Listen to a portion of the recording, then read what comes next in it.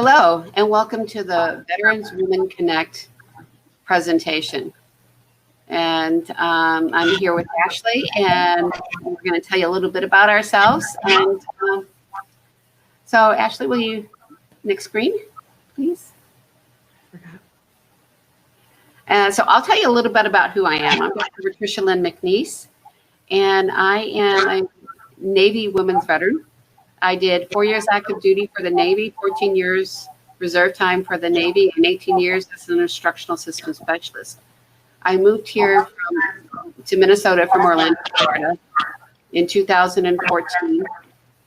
And took me about 3.5 years to find a decent job. And I went to work for the Army National Guard doing training. And so now I got a job at the state, and I'm a workforce development rep doing resumes, cover letters, and mock interviews and training for the state. And Ashley, you want to tell us a little bit about yourself? Yep, I'm Ashley Legonier, and I'm a County Veteran Service Officer, or CVSO, in southeastern Minnesota, coming to you today from Olmsted County, Rochester, Minnesota. I am a third-generation Army veteran and spouse, and I've been working in veteran services for about 11 years. I started with a VBA working in compensation, developing those claims that we submit for our injuries from service. And then I worked for several years as the Minnesota Department of Veterans Affairs Women Veterans Coordinator. And for over 3 years now, I have been with Olmsted County as a CVSO, which is one of my favorite roles to fill. And I'm excited to tell you more about what I do and my counterparts do in a little bit. Yep. And we're going to start off and talking about what we're going to talk about today. And first of all, it's why is it important for women veterans to connect? And then Ashley will tell you a little bit about her County Veteran Service Office. And then we're both going to tell you a little bit about the Beyond the Yellow Ribbon. And we're going to talk about the Veteran Crisis Line and the Deborah Simpson Act today. So I'm going to get right into the importance of connecting. So for me, when I moved here to Minnesota in 2014, working for the Navy for so many years, I felt really isolated and alone. The only person I knew here in Minnesota was my daughter and our extended family here. So it was a real blessing to come here and get to know my grandchildren, which I have 8 of them now. But as far as connecting with other veterans, it was really, really difficult. And it wasn't until I went to work for the National Guard that I actually connected in with Beyond the Yellow Ribbon. And the Beyond the Yellow Ribbon introduced me to my County Veteran Service Officer. His name is Renee. He's amazing. I love Renee. But I had never thought about having benefits before. And Renee says, well, Patty, did you apply? And I was like, well, I'm not deserving. I just was, an administrative assistant, aviation administration in the Navy.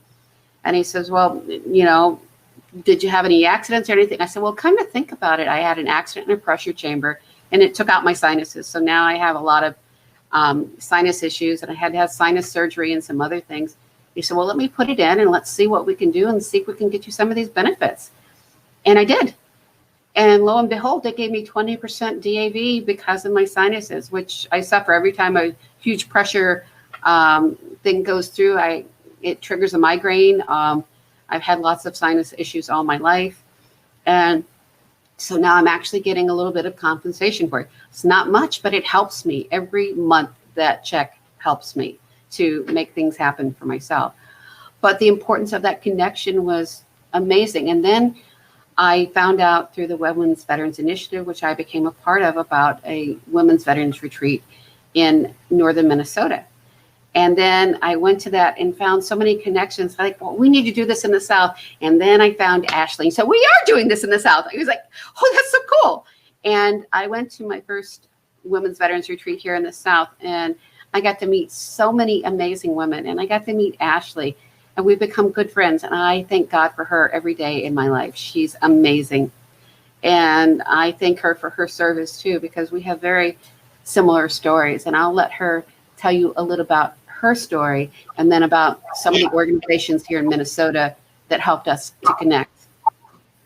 Thank you so much, Patty. So I had a very similar situation to Patty. Although I am a Minnesota native, I just felt very disconnected when I came home to reintegrate, leaving active duty. I became a disabled veteran at age 19.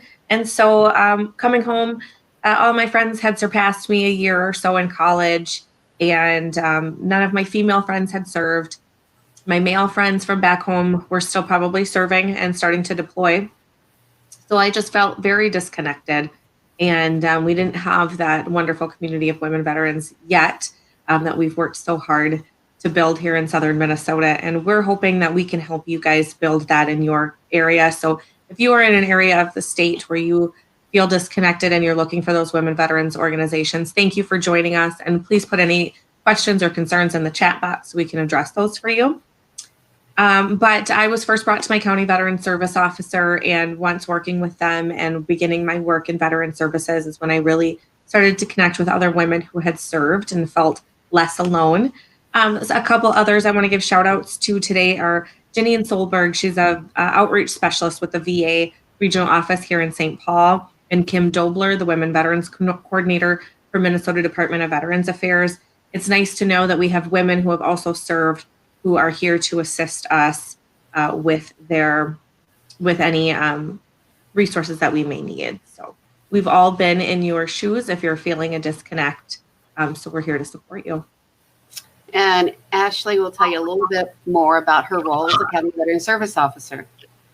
Absolutely. So there's 87 counties in Minnesota. There is at least one of us serving in every county, and about 120 of us total, as some of those larger counties have more than one CVSO.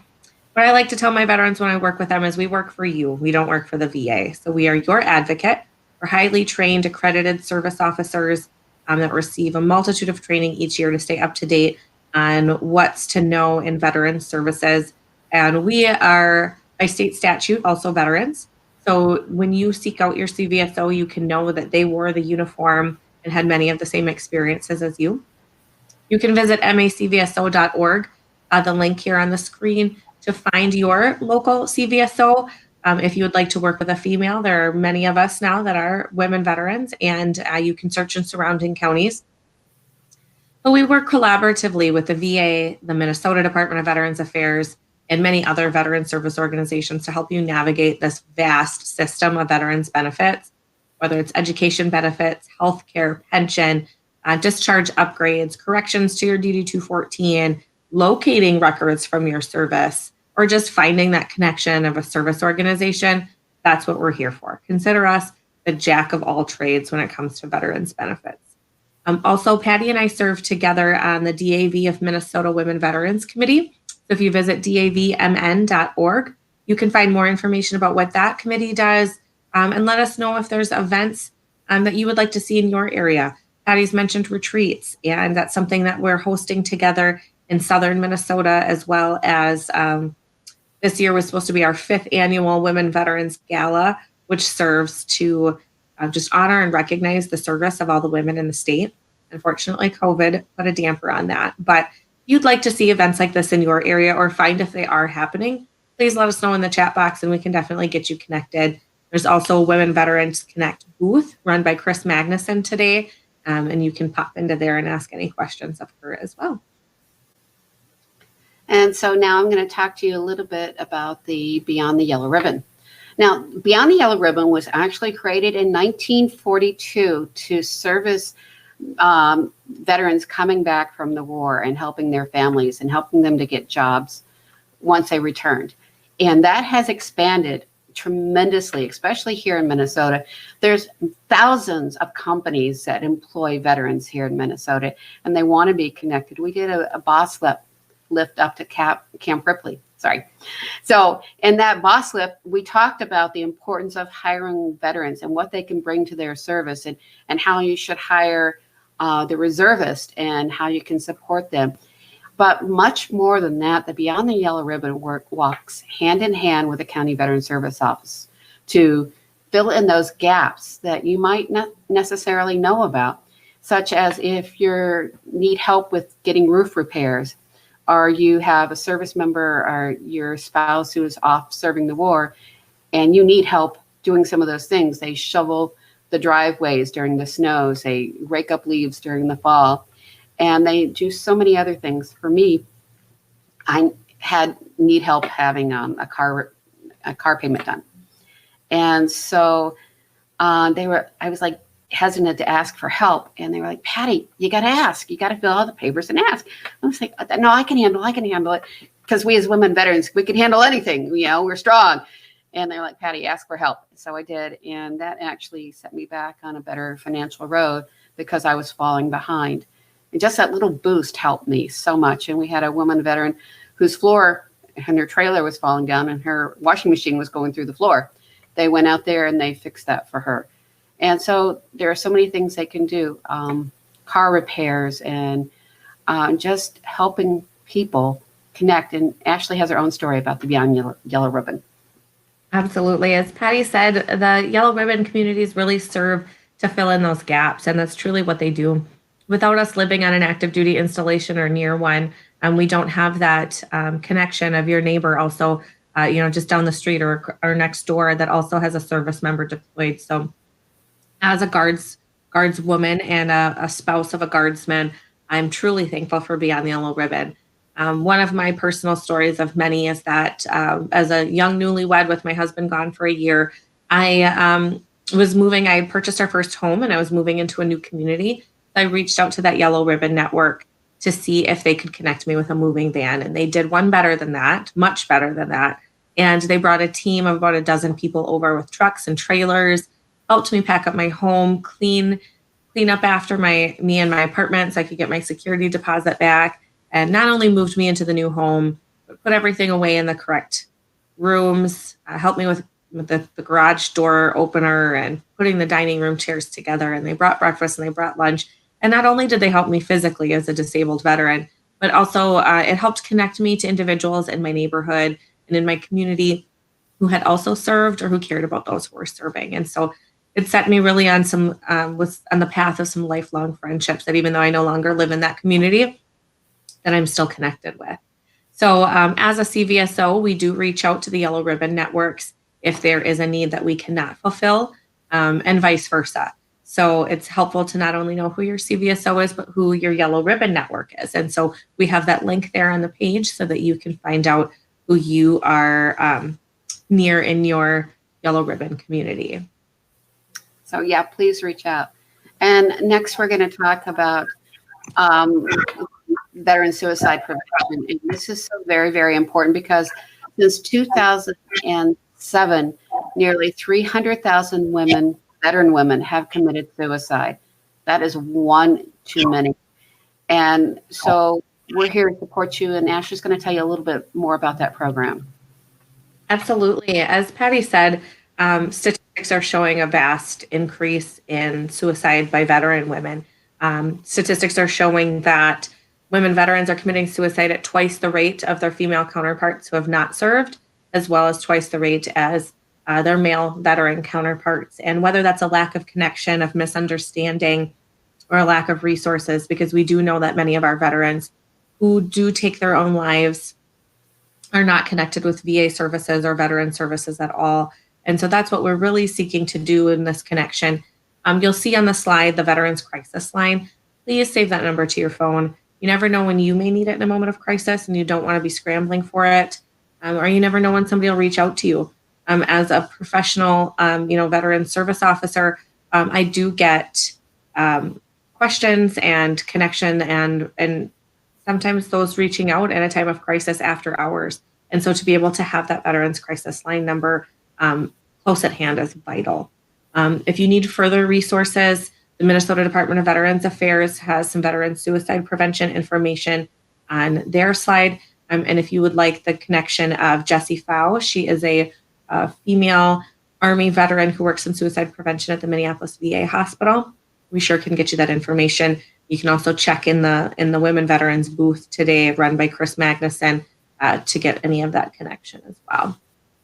Yeah, and hopefully we will be able to provide these slides to those resources when we are done with this. And you can reach that on the Minnesota MN. What is it? The MN, I've got it right here. MNE.US, I believe. There we go. And so we'll hopefully have the copy of this presentation for you. And now I'm going to talk to you a little bit about the Deborah Simpson Act. Now, Deborah Simpson was an amazing woman who actually, she served in the Revolutionary War, and she dressed up as a man so she could serve her country. And she is the first woman veteran ever to get full benefits. And so she paved the way for us. And then in March of 2019, the Deborah Simpson Act was introduced. And this was so very important because we had many women coming back from Afghanistan who lost limbs, and they weren't getting the services they needed. They had a lot of women veterans who would go into the VA and felt uncomfortable, and they didn't have GYNs, they didn't have obstetricians, they didn't have a women's veterans clinic at all. And so introducing this is so vitally important for women's health care and their primary care. And we have some amazing resources here in Minnesota. And although this is not all over the country, this is part of what this Deborah Simpson Act is trying to do. And I am happy to report that we went to Washington, D.C. in February of this year, and we talked to congressmen and senators on the importance of this act and the mental health and the sexual trauma aspect and the PTSD aspect for women in this area. And it actually, in September 15, 2020, went to the Senate legislature and was approved. And now we're trying to get it out of the House and made into law. So if you know a senator, talk to them about this act. Make sure you're an advocate. Tell them to get this passed. We need this. And Ashley's going to tell you a little bit about the Women's Clinic. Absolutely. So we're lucky enough in Minneapolis to have a women's health clinic specific to cater to our needs within the VA. If a women veteran or a VA medical center in other parts of the nation do not have a women's health clinic, every hospital should be employing a women veterans program manager. So at any point, if you feel that you're not getting the gender specific care that you need, or you're just lost in navigating the VA healthcare system, do call and ask to be connected with your women veteran program manager. Their entire role is to ensure that women veterans within the VA medical center system are getting the gender specific care that they need. We're lucky enough in Minneapolis to have our own women's clinic. It has a special waiting room that's away from veterans. And when they're done with their expansion, they will have their own separate entrance, which has been highly requested. The VA needs us to continue utilizing their healthcare system so that they can grow with us. We are the fastest growing population of veterans, and the VA is striving to keep up with us. And I can say in the 15 years that I've used VA healthcare, it's continued to improve. I was unaware of the OB and maternity care that could be provided. If the VA does not provide care for you, or cannot, doesn't have the staffing or the ability to provide that care in-house, they will outsource it to the community. But my maternity package included lanolin, nursing pads, nursing bras, breast pumps, things like that. And then a connection with our maternity care coordinator so that I could return to the VA hospital for my care after my labor and delivery. So things that your women veteran program manager can make you aware of. And as I said, continue using the VA healthcare system so they can continue improving that gender specific care. Historically, they've catered to men, and it's just fact that we have different body systems. And as the fastest growing population, they will continue to serve as we need them to. And this is so very important. And to summarize all of this, it is so important that we connect as women. Especially, if you're feeling you're lost and alone or you need somebody to talk to. I've had many women veterans reach out to me just to talk, just because they needed some insight or they were feeling lost. I had one young lady who lost her service dog, and she really needed some direction. And she came to my home and she cried, and we talked, and she got what she needed. And now she's getting a new dog through a different service. But it was because of those connections we made during the retreat that really helped to connect me once again to my veteran women's family, and understanding some of the things that many other of my friends did not understand because they never served. And we want to be here to serve you. We care about you, and we want you to connect. And so please go see Chris Magnuson if you want to have different ways and things that we're connecting. We have Women's Coffee Talk here in southern Minnesota that we're doing. We have coffee talks up in northern Minnesota. And we are having those women veterans retreats and other and the galas so that you can connect. So you are not alone out there. We are here to serve you. And if you have any questions whatsoever, please don't hesitate to ask us. Ashley and I are here, and she's amazing, and I'm so glad to call her friend. So, Ashley, any last words here? Thank you to all who joined us today. Please let us know if you have any questions, any concerns, any stories of accessing women veterans resources that we can share. We'll be here for a few more minutes, and we'd love to discuss any concerns that you have or any ideas or questions.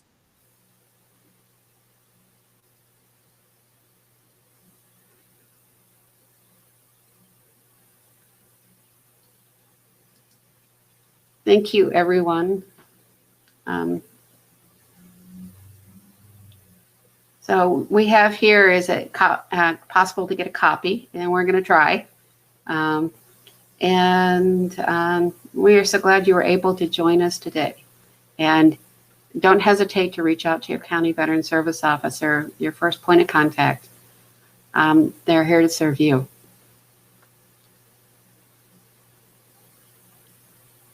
Absolutely. And that's macvso.org. You can always Google your county website, and they should have a website on there as well. Thank you all for joining us today. Yep. You have a great day. Thank you.